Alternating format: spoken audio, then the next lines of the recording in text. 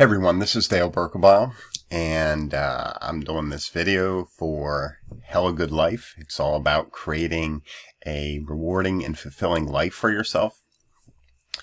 And what I thought I would talk about today is I'm going to talk about the Tao Te Ching, which is something I probably got introduced to maybe 2015 or something like that.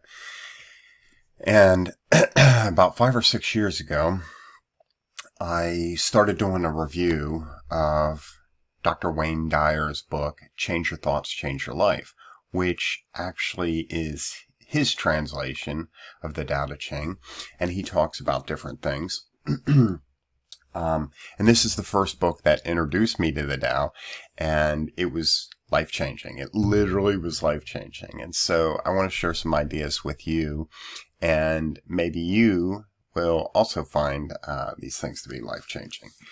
In that time, I've kind of looked at a couple different translations to get a feel what translation worked best. I often come back to this one from Dr. Wayne Dyer's version just because there are a couple reasons. So the first is it's easy for Westerners. It's written in a perspective that is easy for a Westerner to grasp. The second thing is he offers some tips and ideas related to how to live those ideas. And so I like the concept of how do we apply this stuff in our life. And as we get into this first verse, you're going to see sometimes this can be really helpful. So with that, welcome. Thank you so much for your interest in the Tao. The Tao Te Ching is actually one of my favorite books, and it's really one of those things that was really eye-opening to me and a great model for living life, in my opinion. And so I hope you enjoy it as well. Now, what I'm going to do here is I'm going to go ahead and read the first chapter, the first verse, excuse me, and then I'll share a couple things that that Wayne Dyer talks about that I think are relevant and interesting that you may also find interesting. So, the Tao, just so you know, was written 400 BC is when it's thought. So I think that's about 2,500 years ago. And it's a Chinese text, and I think it was 5,000 characters written in China. And anyhow, I'll jump in here to the first verse. The Tao that can be told is not the eternal Tao.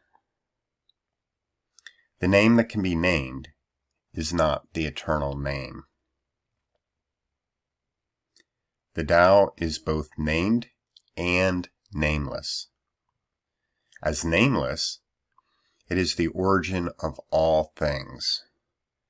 As named, it is the mother of 10,000 things.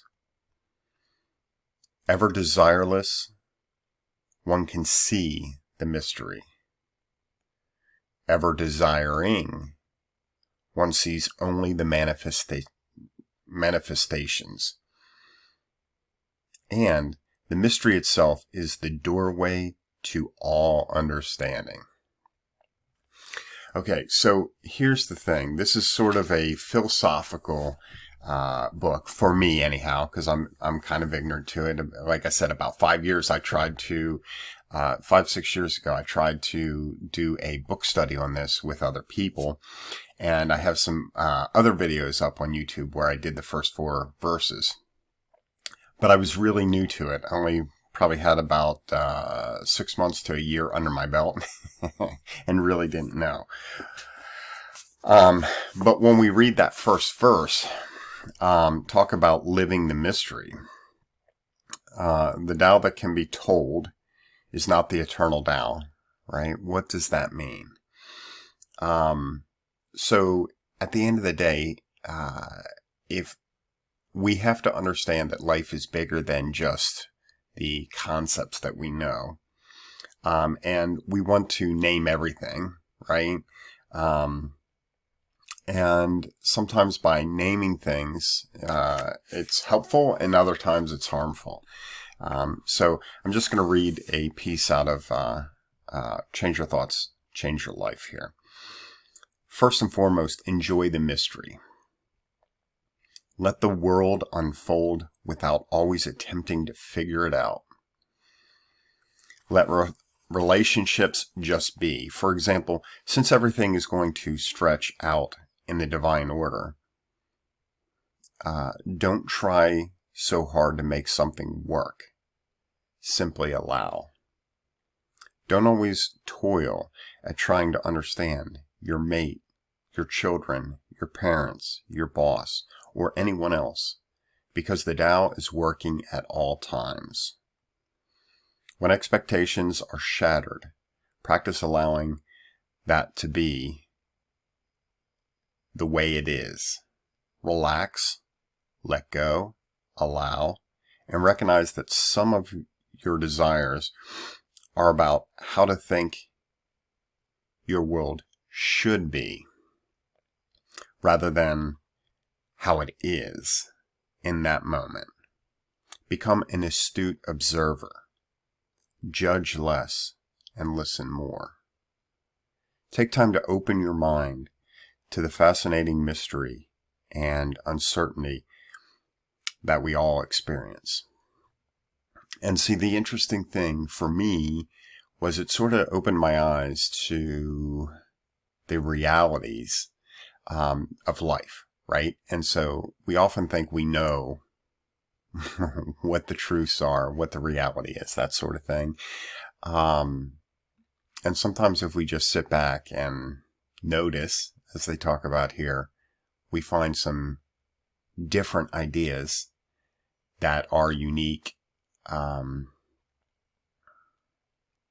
and that open us up to the truth of reality instead of how we see it through what lenses we view life, right?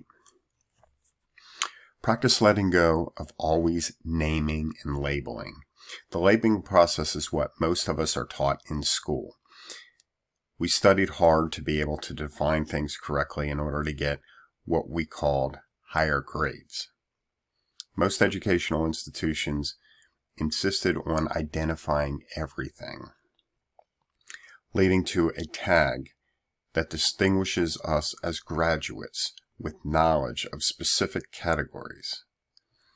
Yet we know, without a doubt, without anyone telling us, that there is no title, degree, or distinguishing label that truly defines us. In the same way, the water is not the word water any more than it is agua, Weser, or H2O. Nothing in the universe that is named, nothing in the universe is what it's named. In spite of our endless categorizations, each animal, flower, mineral, and human can never truly be described. In the same way, the Tao tells us that the name that can be named is not the eternal name. We must bask in the magnificence of what is seen and sensed instead of always memorizing and categorizing. Now think of yourself. It's very easy to name a category that you fit into, right? I'm someone who loves the Tao. So am I Taoist? I'm someone who loves punk rock. Am I a punk? I'm someone who loves reading books. Am I a reader? I'm someone who loves doing videos. Am I a video person, producer, director? All those things describe me, right? But do they really describe me? If I give you 3 categories, so video producer, punk, and Taoist, Are you going to know exactly who I am? All the different intricacies of who I am as an individual, as a person? Oftentimes not, right? So naming me, categorizing me, is just a small sliver of who I truly am. Okay, so think about that a little bit when we're thinking that by naming everything we know. Then he offers, do the Tao now. At some point today, notice an instance of annoyance or irritation you have with another person or situation. Decide to do the Tao or practice the way. In that moment, by turning inward with curiosity about where you are on the continuum between desire and allowing, permit the paradox of wanting the irritant to vanish and allow it to be what it is. Look inward for it in your thoughts and allow yourself to feel it whenever it is, wherever it is, however it moves in your body. Turn all your attention to becoming open-minded, allowing permissiveness to befriend the mystery within yourself. So one of the things that's interesting that I can say is over the years, after I found the Tao and studied it for a while, it also turned me on to Buddhism, or I kind of led me to a path of Buddhism.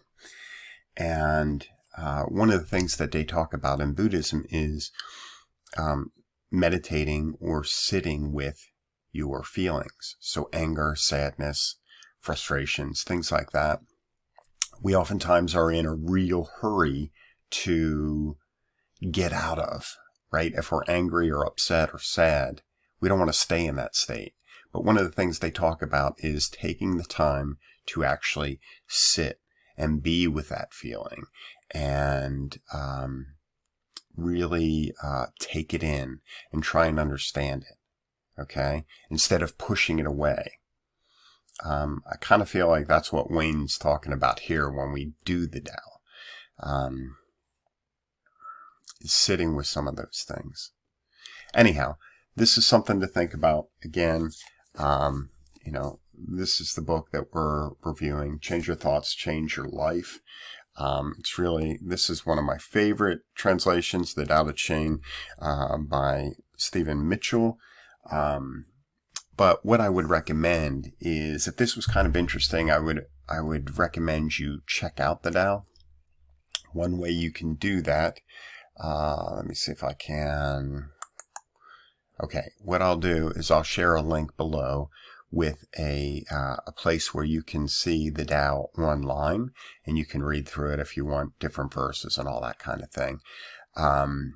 But maybe that'll be your first introduction. But I do recommend getting a book and just sort of studying it. It's really interesting, and I think it'll change your life. So anyhow, thank you so much. I'll try and create a video for each of the verses as we continue on. And you have a great day. Thank you so much for watching. If you like this video, of course,